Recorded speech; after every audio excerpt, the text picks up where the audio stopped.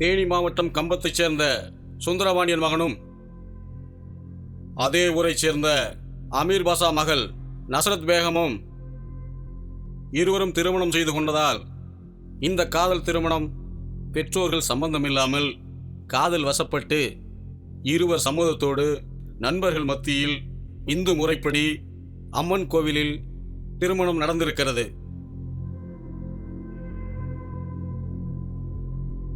இருப்பினும் இந்த திருமணத்திற்குரிய வயது பெண்ணுக்கு இல்லை என்பதால், அதாவது திருமண பெண் நஸ்ரத் பேகம் சட்டப்படி மைனர், அதனால் இந்த திருமணம் சட்டப்படி செல்லாது. எனவே இந்த இருவரும் 2 மாதம் காத்திருக்க வேண்டும் என்று இந்த கோர்ட் உத்தரவிடுகிறது. அது மட்டுமில்லாமல் அவர்கள் பெற்றோர்கள் கட்டளைப்படி படிப்பினை தொடரலாம்.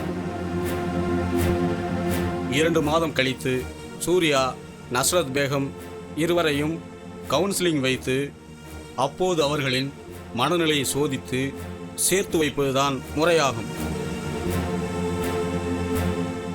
எனவே இருவரும் கோர்ட் முறைப்படி நடந்து கொள்ள வேண்டும். அது மட்டுமல்லாமல் சுந்தரபாண்டியன், அமீர் பாஷா இருவரும் இந்த கோர்ட் உத்தரவை மீறக்கூடாது என்று இந்த கோர்ட் தீர்ப்பளிக்கிறது. இத்துடன் இந்த கோர்ட் கலைகிறது.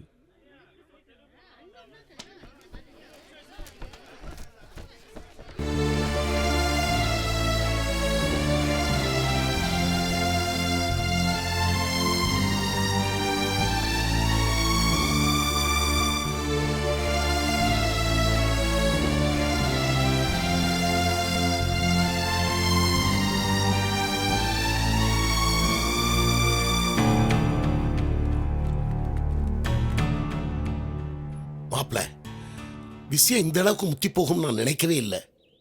அவனை கொன்னாலும் கூட பரவாயில்ல போல் இருக்கு. முட்டாள் மாதிரி பேசாத மாமா. நீங்க பாட்டுக்கு ஏதாவது பண்ணா அப்புறம் போலீஸ் நம்மளை சும்மா விட மாட்டாங்க. உன்னையும் என்னையும் தூக்கிட்டு உள்ள போடுவான். ஊசியில தான் நூலை கோக்கணும், நூலில் ஊசியை கோக்கக்கூடாது. மாமா, நான் சொல்றது மாதிரி செய்யுங்க, மற்றதை நான் பார்த்துக்கிறேன். அந்த பையனோட அப்பா உனக்கு ஃப்ரெண்டு தானே, அதனால் அவனை சரிக்கட்டு. இந்த 2 மாத கேப்பில் நான் அவளுக்கு பாஸ்போர்ட் ரெடி பண்ணி துபாய்க்கு கூட்டிகிட்டு போயிடுறேன். அது மட்டும் இல்லை, நான் இன்றைக்கே ஊருக்கு கிளம்புறேன். நீ நாளைக்கு உன் பொண்ணை சமாதானப்படுத்தி என்னோட வீட்டுக்கு நீங்கள் கூட்டிகிட்டு வந்துடுங்க. மற்றதை நான் பார்த்துக்கிறேன். நல்லா ஞாபகம் வச்சுக்கு மாமா. அவள் அப்பனை சரி கட்டினா உங்கள் பொண்ணை அதை வச்சு ஏமாற்றிக்கலாம். புரிஞ்சுதா? சரி மாமா, இதை நீ கவனி. நான் இப்போவே கிளம்புறேன். அக்காவுக்கு இந்த விஷயம் தெரிய வேண்டாம். மாப்பிள, உனக்கு எப்படி நன்றி சொல்றதுனே தெரியல. என் குடும்ப கௌரவம் தான் எனக்கு முக்கியம். என் சொத்து பூரா உங்க பேர்ல எழுதி வச்சிடுறேன். முதல்ல நான் சொல்றத செய்யுங்க, அதுக்கப்புறம் உங்க நன்றியை நான் ஏத்துக்கிறேன். வரட்டா?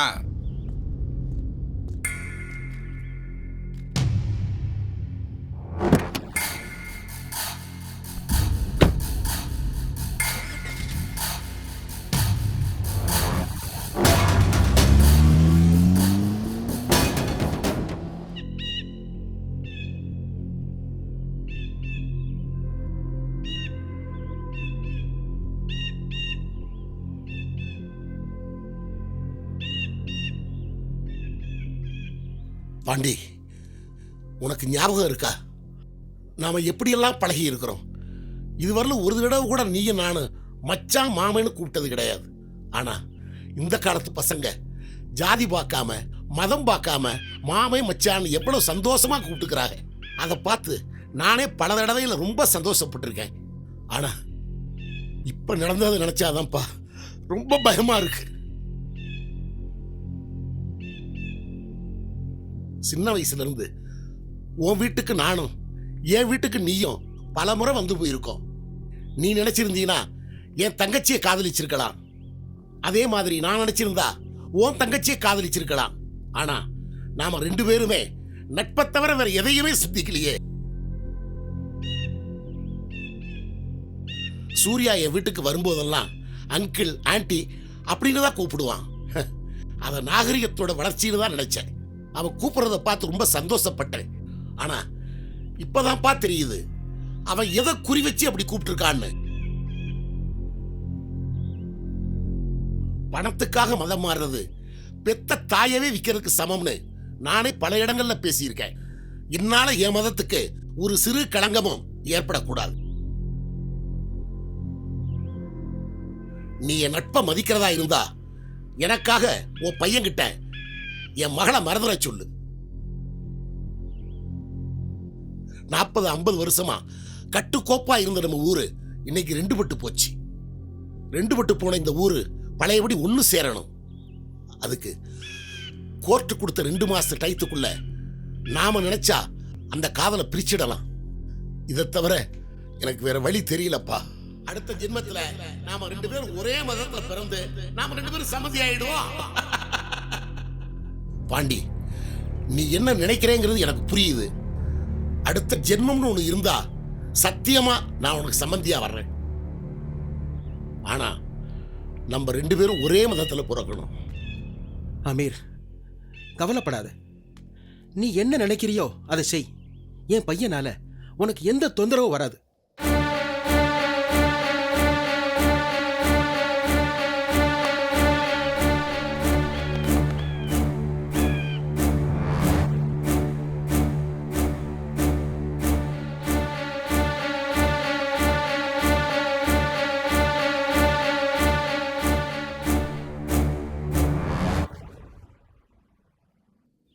காலையில விடியறதுக்கு முன்னாடி என் பொண்ணை கூப்பிட்டுட்டு நான் நாகூருக்கு போறேன்.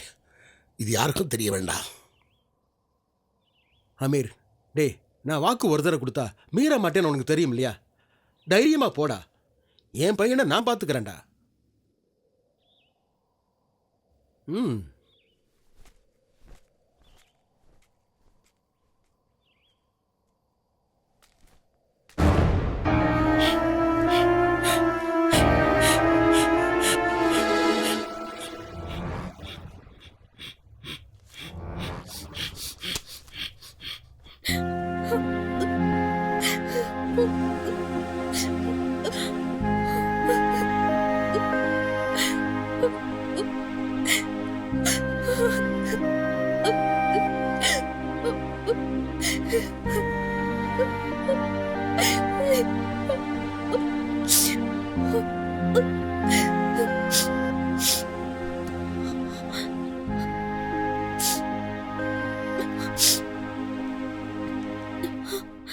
பேகம், இங்க வா.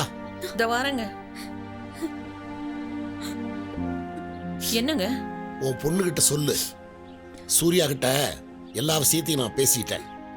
நான் பண்ணது தப்பு தான். என்னால் இந்த ஊர் பிரிஞ்சு போக வேண்டாம். இதோட உங்க பொண்ணை நான் மறந்துடுறேன். இனிமே என்னால் உன் மகளுக்கு எந்த பிரச்சனையும் இருக்காது அப்படின்னு அவங்க அப்பா மேல சத்தியம் பண்ணி சொல்லிட்டு போயிட்டான். சொன்னது மட்டுமல்ல, நேத்தே சென்னை பரப்பிட்டு போயிட்டான். முதல்ல போய் துணிமணி எல்லாம் ரெடி பண்ணு. காலையில 4 மணி பஸ்ஸுக்கு நாகூர் பரப்பிட்டு போய் என் தங்கச்சி வீட்டில் 1 வாரம் தங்குவோம். அப்பவாது மனசுக்கு கொஞ்சம் ஆறுதலா இருக்கும். மாப்பிள்ளை வேற ஆளை காணோம், எங்க போனார்னு தெரியலையே. நல்ல பிள்ளைக்கு அடையாளம் சொல்லிக்காம போறதுதான். இந்த மாதிரி அசிங்கத்தெல்லாம் எவன்டி கட்டுவான்?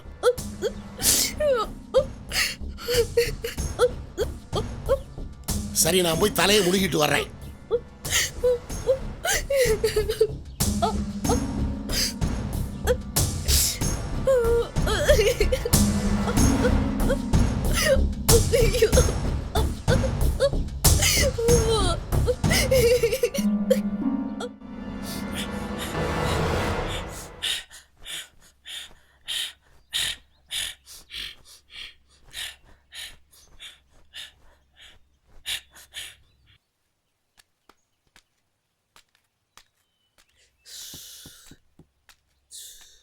ச்சே, சூர்யாவை பார்த்து 2 நாள் ஆச்சு மச்சான்.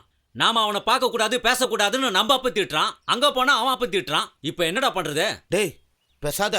சூர்யாவுக்கு ஃபோன் பண்ணி ஃபோன்ல அவங்ககிட்ட பேசலாம்டா. போடா லூசு. நம்ம ஃபோன் பண்ணும்போது அவங்க அப்பா எடுத்தா என்ன மச்சான்? சூர்யாவோட சித்தப்பா சீவல்பட்டியில இருக்காருல்ல, அவருக்கு ரொம்ப உடம்பு முடியல, சீரியஸா இருக்காரு. நம்ம ஒரு கதையை விடுவோம். அவங்க அம்மா அப்பா அதை நம்பி ஊருக்கு போயிடுவாங்க. அப்ப சூர்யா தனியா தானே வீட்டுல இருப்பான். அப்ப போய் பேசுவோம். சூப்பர் ஐடியா மச்சான். வா போலாம். ஏறா மச்சான் வண்டியா